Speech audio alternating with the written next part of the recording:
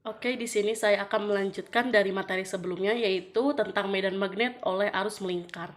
Nah, besar induksi magnetik yang ditimbulkan oleh pengantar melingkar berarus itu merupakan turunan dari hukum Biot-Savart.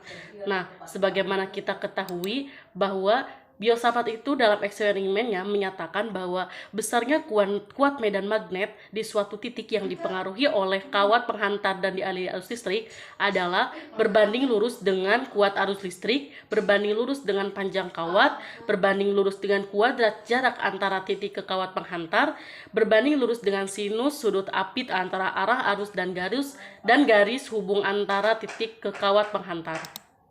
Nah, langsung saja, sedangkan arah induksinya itu ditentukan berdasarkan kaidah tangan kanan. Nah, perhatikan gambar di bawah ini yang menunjukkan penghantar melingkar dengan jari-jari A yang dialiri arus listrik I.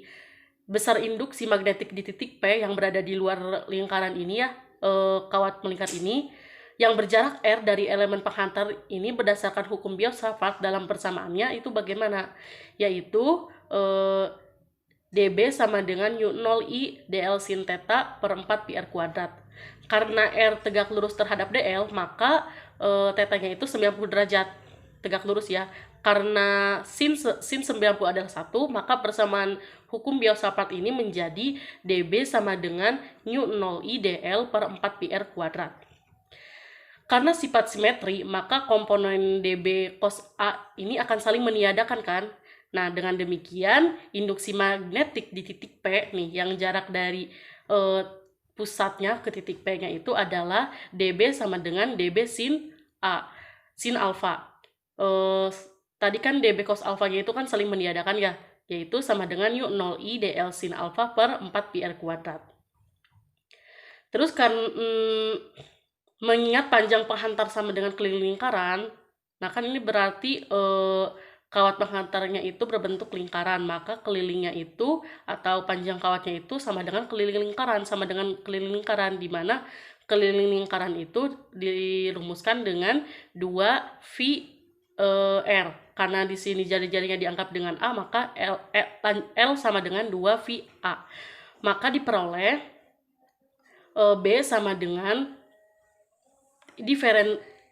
B sama dengan integral dengan batas atasnya L dengan batas bawahnya 0, dB sama dengan integral batas atasnya L, batas bawahnya 0, U0I dl sin A per 4 pi r kuadrat sama dengan U0I sin alfa per 4 pi r kuadrat.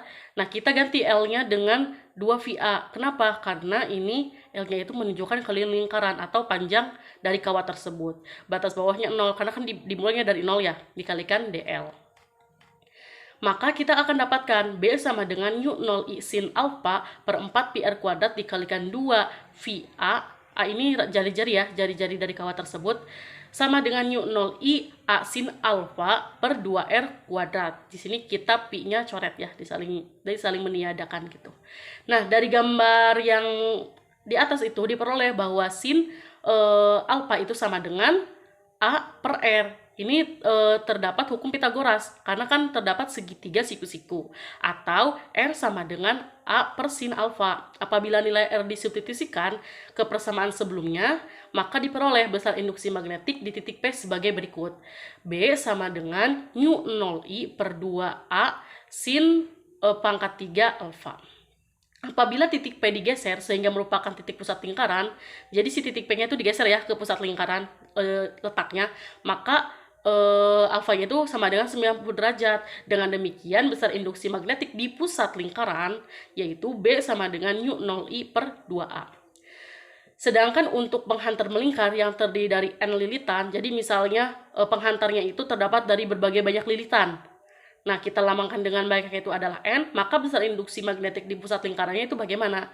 Yaitu B sama dengan U0IN per 2A. Dengan U0-nya itu sebagai permeabilitas ya,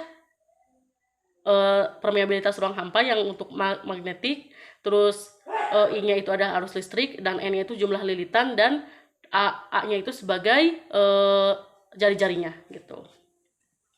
Nah, terus Sekarang materi yang kedua, yaitu medan magnet oleh kumparan berarus. Nah, ini sebenarnya masih sama aja ya dengan yang atas. Nah, cuma ini kumparannya itu dengan jumlah litian N, jari-jari R, dan berarus listrik I akan menghasilkan medan magnet. Titik P yang berada pada sumbu kumparan berjarak Y dari pusat kumparan O yang pada gambar di bawah ya, itu titiknya itu berada pada garis tengah kumparan berjarak X dari pusat kumparan. Nah, coba perhatikan gambarnya yang ada di slide. Nah, gambar ini merupakan kumparan berjari-jari R, titik P-nya itu terletak pada sumbu kumparan berjarak Y dari pusat kumparan O. Nah, titik Q ini pada garis tengah kumparan berjarak X dari O gitu. Jadi nilai medan magnet di titik P ini diperoleh dari hukum filsafat, sama yang seperti atas sebenarnya, yaitu B sama dengan nu 0 R kuadrat I per 2 R kuadrat tambah Y kuadrat pangkat 3 per 2. Nah, sedangkan di titik Q-nya itu, yang ini titik Q, itu berada pada garis tengah kumparan berjarak X dari pusat kumparan medan magnetnya mengikuti persamaan berikut, yaitu B sama dengan nu 0 MI per 2 PR dikalikan dengan K dikalikan X per R per 1 tambah X per R ditambahkan E dikalikan X per R per 1 min X per R, dengan K dikali X per R itu adalah integral eliptik jenis pertama, dan X per R-nya itu adalah integral eliptik jenis kedua. Nah, sedangkan ini pesinya itu adalah sin pangkat min 1 dikalikan 2 akar X per R per 1 tambah X per R.